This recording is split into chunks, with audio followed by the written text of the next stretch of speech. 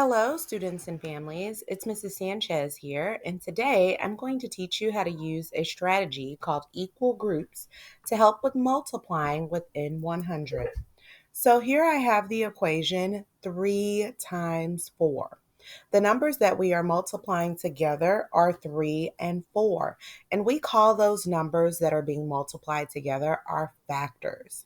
Now we're looking to our answer, which in multiplication we call our answer our product. When I read this equation, I can either read it as 3 times 4 or I can read it as 3 groups of 4. So when I'm using the strategy of making equal groups, my first factor tells me the number of groups I'm going to make. So I'm going to make 3 groups. And for my groups, I'm just making large circles. Now, because I have 3 times 4, I'm going to make 3 groups of 4. So my second factor tells me the number of objects to put in each group. So I'm going to put 4 circles in each of my groups.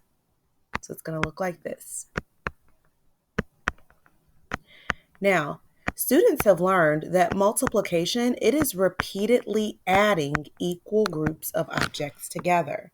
So when I go to find my product or my answer, I'm going to be adding the 4 here plus the 4 here plus the 4 here. And I can do that by perhaps skip counting by 4s. And I might know that there's 4, 8, 12. Or I could even count every single one of these circles by 1 to see that I have a total of 12. The total number of objects that I have is going to become my product. So my product or my answer to this equation is 12. So to recap, our numbers, our factors in our multiplication equation, the first one tells me the number of groups to make. The second one tells me the number of objects to put in each group. The total number of objects that I have becomes our product or our answer. Hope you found this video helpful.